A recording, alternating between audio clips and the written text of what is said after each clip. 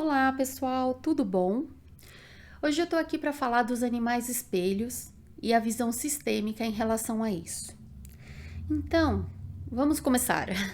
O que seriam os animais espelhos? Primeiramente, são aqueles animais que mais têm o convívio com o ser humano.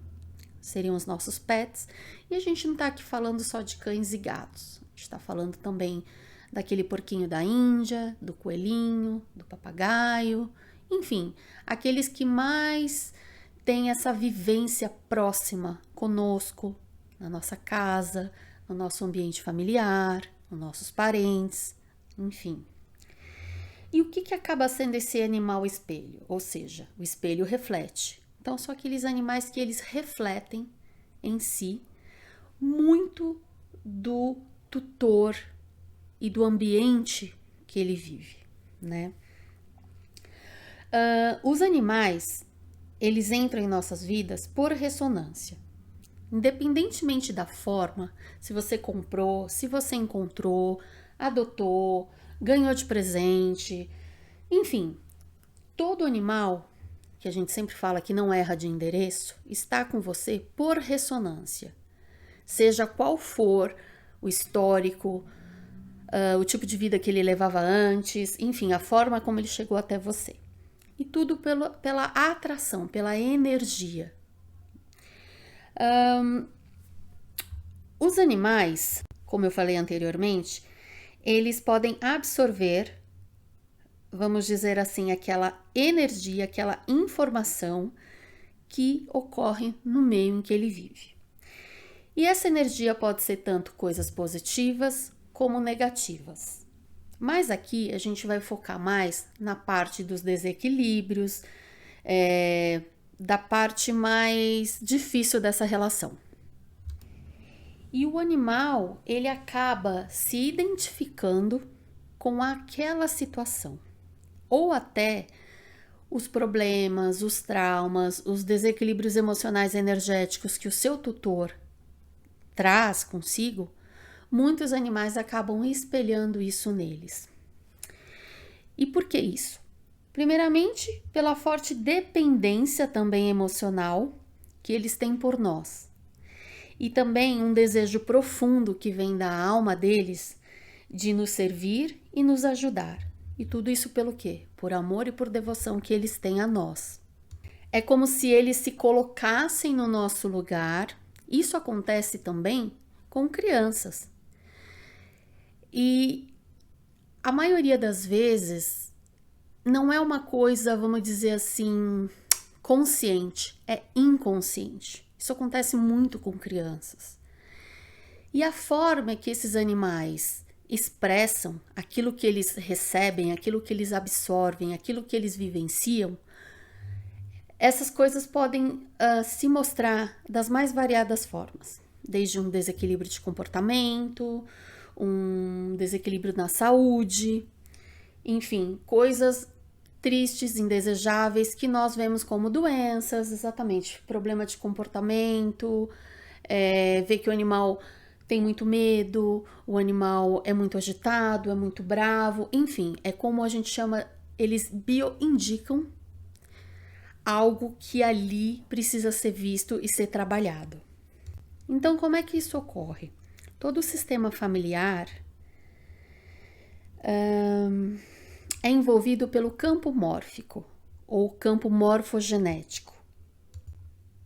E quem deu o nome a esse campo foi o biólogo cientista Rupert Sheldrake, e ele definiu como o campo sendo um campo de memória que contém informações que atuam na vida das pessoas ali envolvidas, mesmo quando as pessoas não percebem, não olham para aquilo.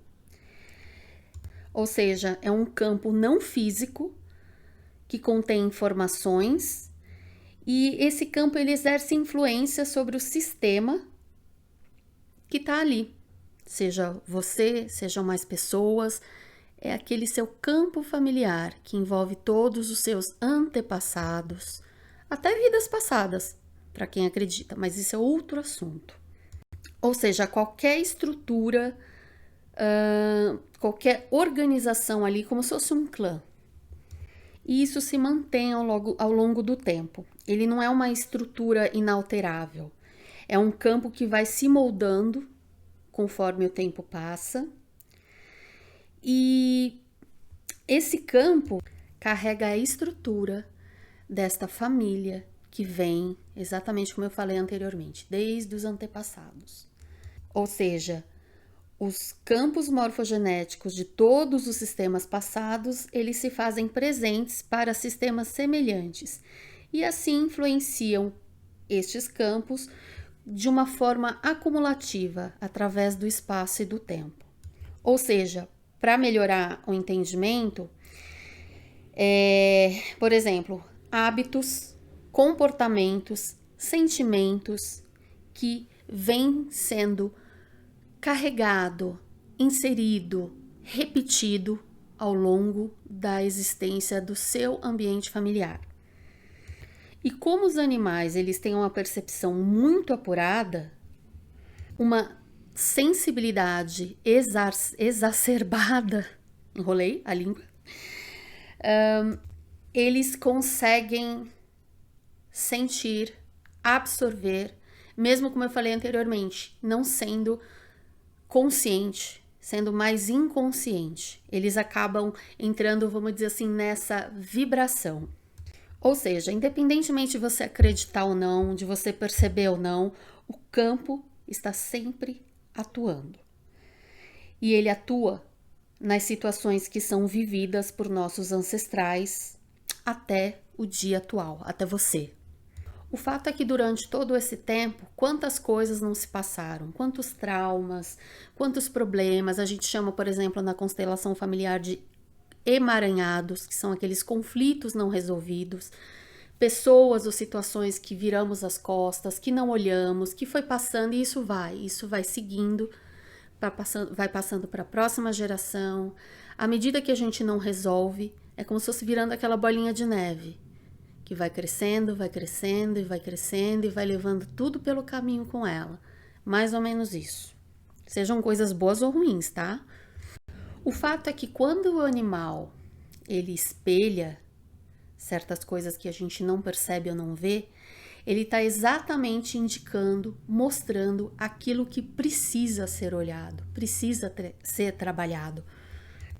À medida que a gente olha para esses problemas e começa a trabalhar, e hoje em dia existem inúmeras formas, não só na constelação familiar, mas aqui a gente fala um pouco mais voltado para esse tema porque é o meu trabalho, esse olhar sistêmico, constelação familiar multiespécie, que como até abri um parênteses aqui, a família multiespécie hoje é a família atual, porque hoje você convive com os humanos iguais a você e tem os não humanos, que são nossos animais.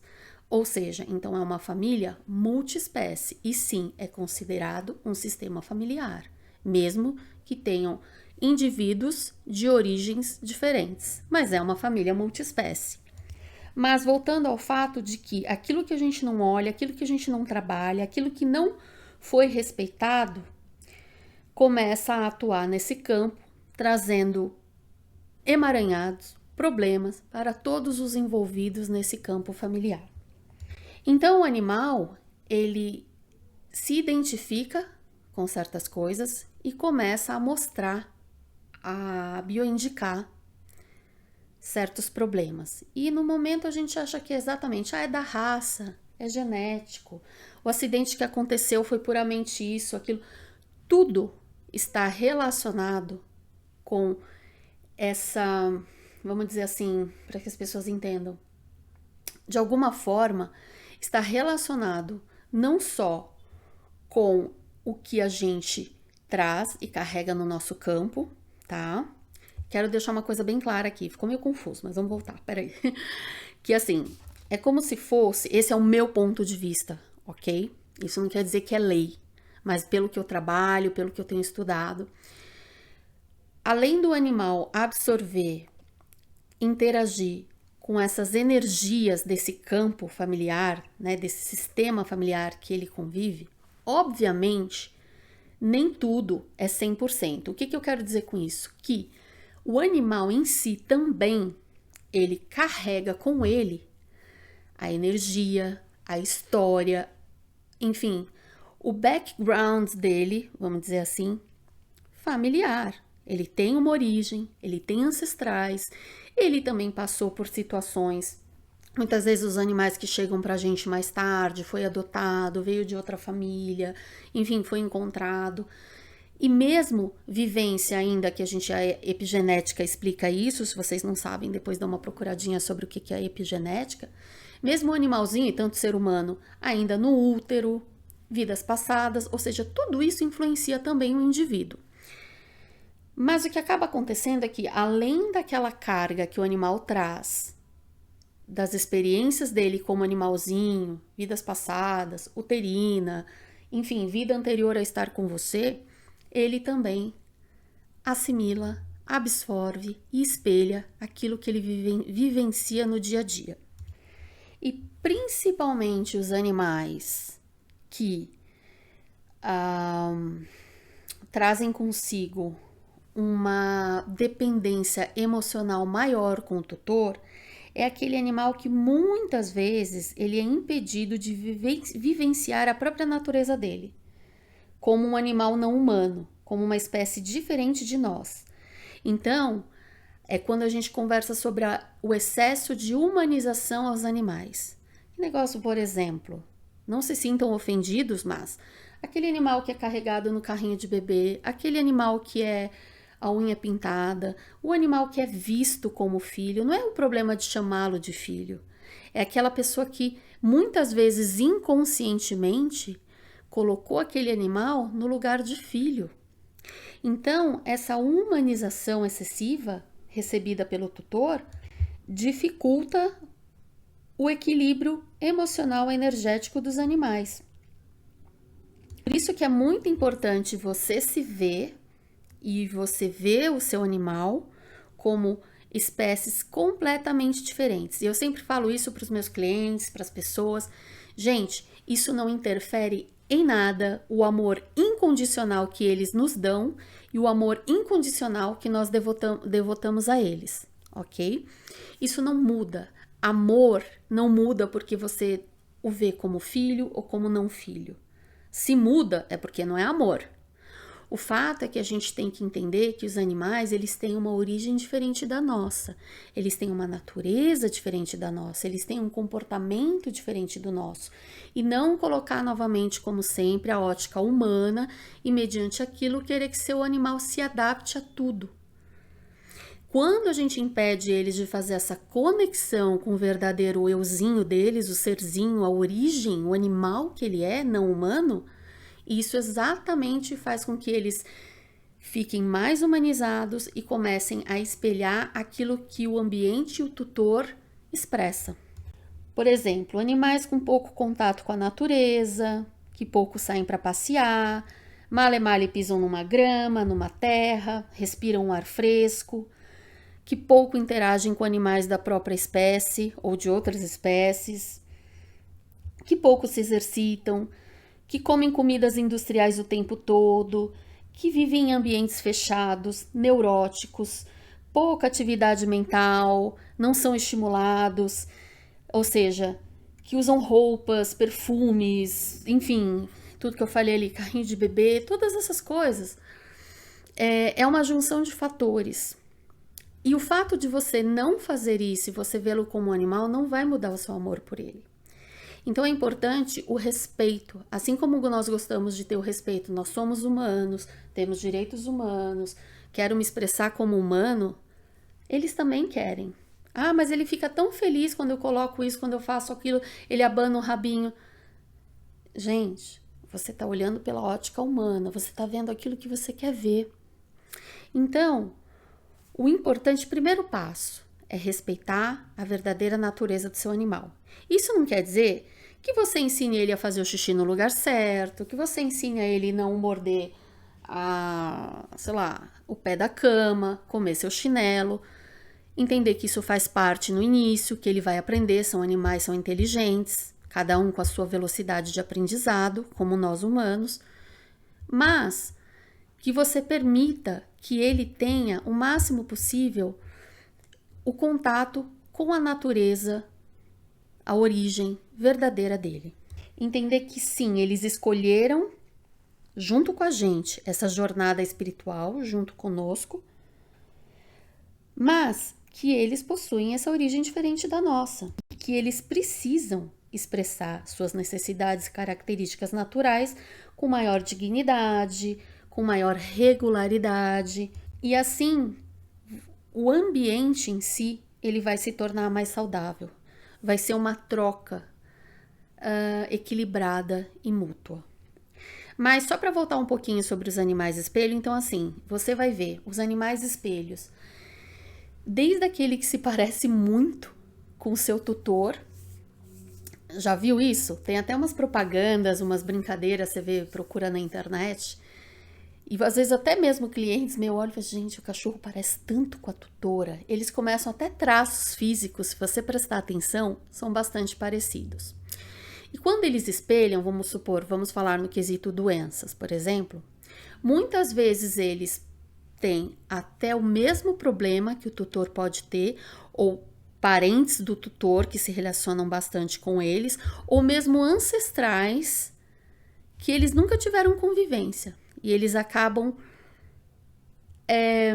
trazendo à tona doenças, comportamentos que, na verdade, estão intrínsecos no sistema familiar humano, mas que se expressam através dos animais.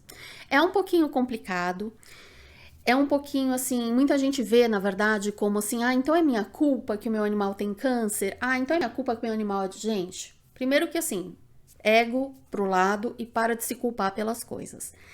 É a responsabilidade de analisar como é a sua relação com o seu animal, o que você espera dele, se autoconhecer, e hoje em dia a gente tem terapias das mais variadas para a pessoa olhar para si, se conhecer, trabalhar seus medos, seus traumas, que nem sempre são seus, e na questão, por exemplo, da constelação familiar, você está honrando, você está expressando algo que nem é seu, pode vir de um ancestral seu. Então, à medida que você olha para si, você se autoconhece, é um processo, não é da noite para o dia, você começa a trabalhar o seu interno, e sim, é clichê, mas o seu externo, as pessoas que convivem com você, os seus animais, tudo se transforma. A nossa vida é o que a gente emana, queira você olhar ou não. Aqui é meio assim, tipo, na chibata. Porque, gente, tem que falar direto, não adianta ficar passando a mão na cabeça. Então, quando você decide se trabalhar, você não vai estar só ajudando a você mesmo, você vai estar ajudando o seu animalzinho que você tanto ama. Muitas vezes, eles expressam de forma diferente. Por exemplo, vamos supor, o meu animal, ele faz xixi na casa o tempo todo, ou ele tem problema na bexiga, ele tem... Mas na minha família não tem isso. Será? Primeiro, você não sabe dos seus antepassados tudo o que aconteceu. Geralmente é para isso que a gente faz uma constelação familiar, porque muita coisa que estava oculta vem à tona. E outras coisas, muitos comportamentos, e aí a gente já entra numa área mais profunda, explicando o porquê de, por exemplo, alergias, diabetes, tumores, enfim, hoje em dia você vê que o animal, ele tem praticamente as mesmas doenças que os humanos. Quem que na época lá do seu bisavô também, por falta de estudo, de conhecimento, sabia que animal tem Alzheimer, animal tem demência, animal não humano, né? Ou seja, à medida que eles passaram a conviver mais conosco, a comer da nossa comida, a ser mais humanizado, eles também passaram a desenvolver aquilo que a gente também desenvolve. Nem sempre, eu tenho diabetes, meu animalzinho tem diabetes. Isso acontece também. Meu avô tem, não sou eu. Ou o animalzinho tem diabetes, mas eu não sei de ninguém que tenha. Mas aí o que a gente faz? A visão sistêmica vai olhar o que aquela diabetes quer mostrar. Então, assim, o que eu quero explicar aqui é que nem sempre é a mesma doença, é um tipo de comportamento, um cão agressivo. Quem aí na família que vivência que ele percebe de raiva suprimida ou raiva não explorada, pessoas com raiva, com ódio, um animal muito agressivo, um animal muito medroso, quais são os seus medos? O que seu sistema familiar carrega, seus ancestrais, que você sabe das histórias ou até nem sabe? de medo, de angústia, de insegurança. Então, assim, às vezes você até começa a perceber um padrão repetitivo. Ah, meu bisavô, meu tataravô, minha avó, minha mãe, eu também. Então, assim, no fundo, até essa repetição, ela impulsiona a gente a ganhar um aprendizado, a entender que às vezes tem problemas que se repetem por gerações e nem sempre é possível a gente perceber isso diretamente. E o animalzinho tá ali fazendo o papel de mostrar: ei, toque, toque, olha para isso. Vamos analisar mais ao fundo o que está acontecendo? E é aí também que as pessoas que trabalham, né, os facilitadores em constelação familiar, multiespécie, podem ajudar. Ou seja, a gente vai estar tentando, buscando compreender esses padrões inconscientes que vão se repetindo por gerações e gerações, e aí podem criar dificuldades semelhantes dentro de um mesmo grupo familiar. Ou seja, essa repetição, ela geralmente vai significar uma lealdade inconsciente a algo ou alguém do sistema familiar. Mesmo você talvez não tendo convivido, não tendo conhecido, lembra, subconsciente. E aí a gente vai entrar no sentido de que, ou seja, se isso está acontecendo, provavelmente eu estou desrespeitando alguma lei sistêmica. Mas isso vai ficar para outro vídeo, quando a gente falar da constelação familiar, de quem trouxe a constelação familiar a conhecimento, que foi o psicoterapeuta alemão Bert Hellinger. E aí ele começou a estudar e a mostrar os padrões de comportamentos familiares.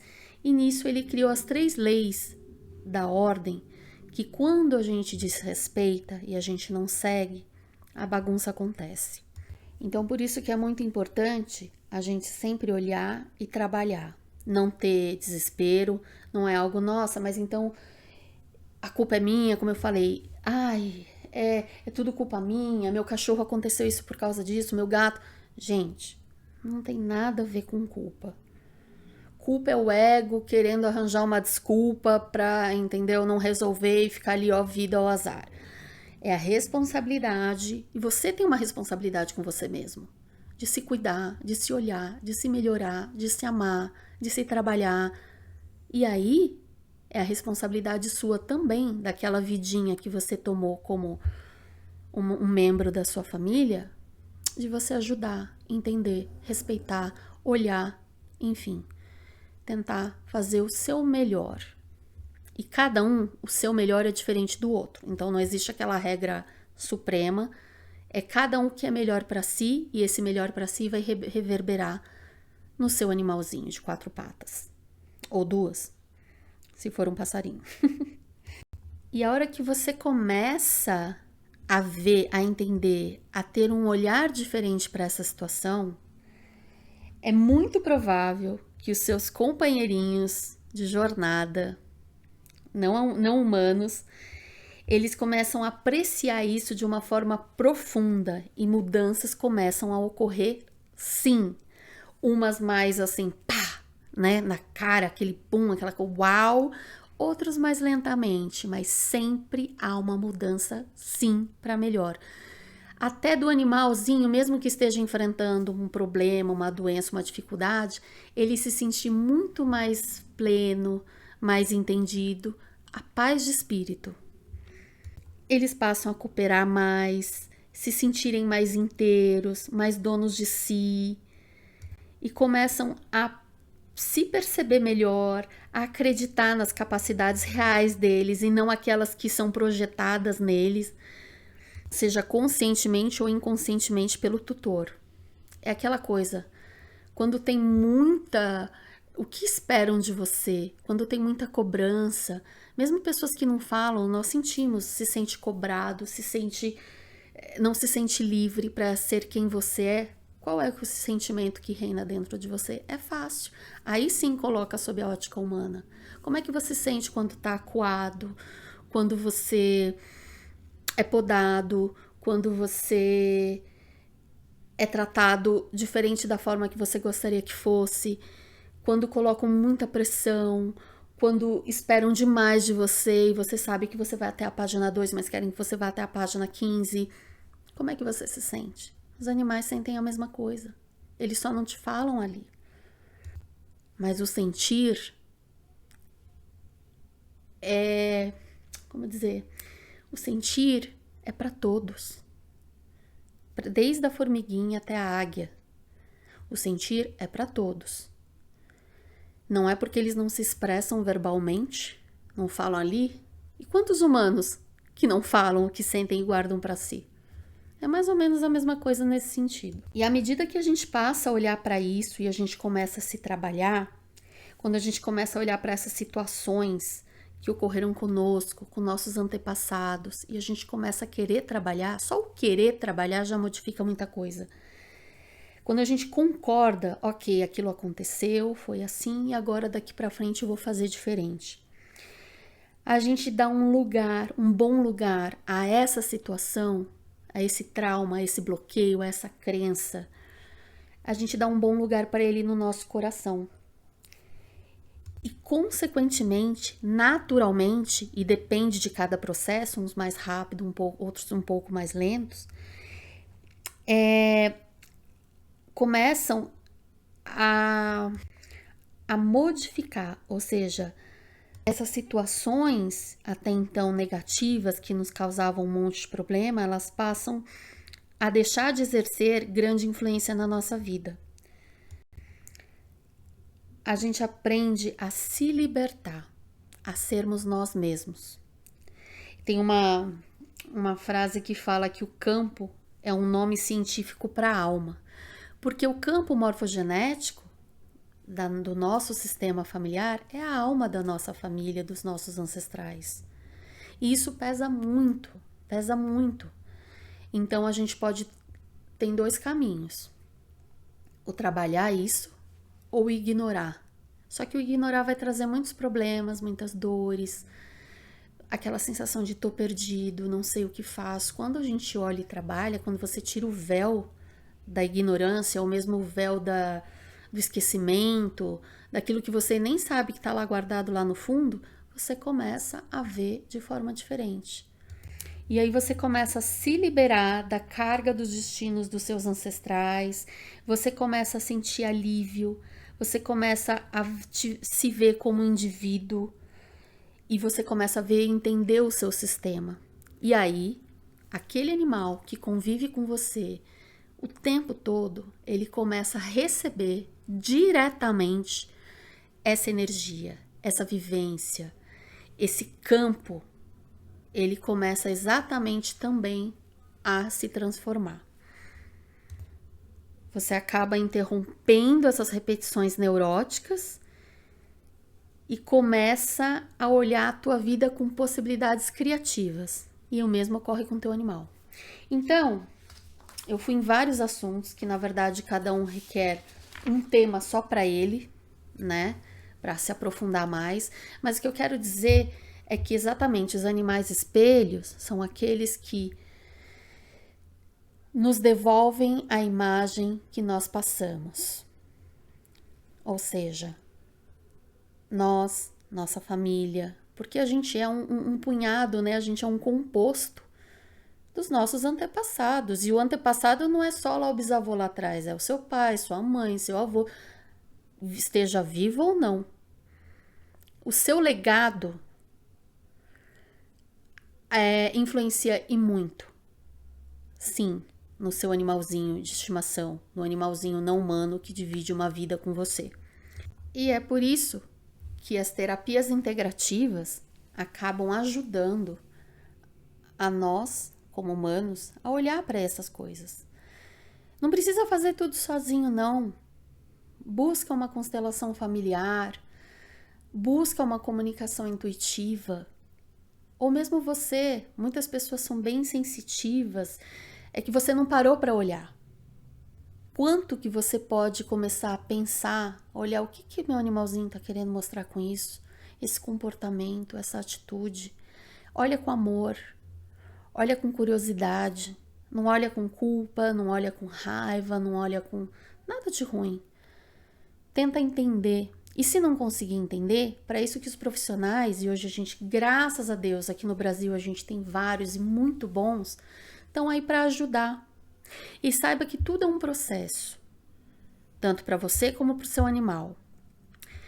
Não se compare, não se cobre, só se permita.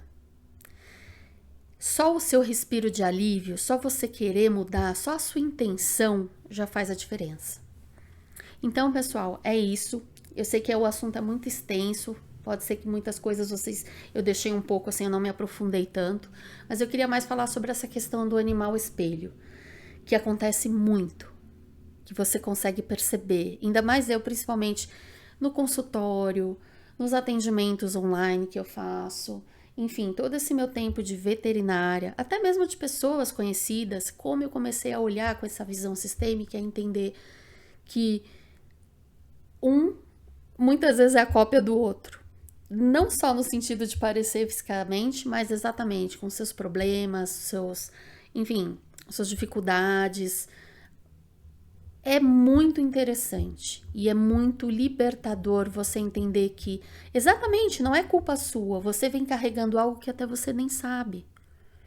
E a possibilidade de saber é o que faz a diferença, é que faz as coisas acontecerem. Nem sempre você vai poder alcançar uma cura, muitas vezes acontece, mas a melhoria vem. Mesmo num estado que o animal possa estar muito doente, tá para fazer a passagem, é um alívio, é uma libertação que faz com que aquele momento, aquela dificuldade que ele esteja vivenciando, se torne mais fácil, menos pesada, mais leve.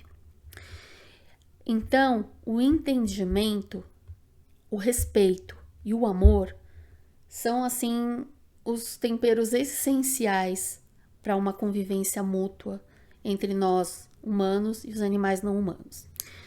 E é isso, pessoal.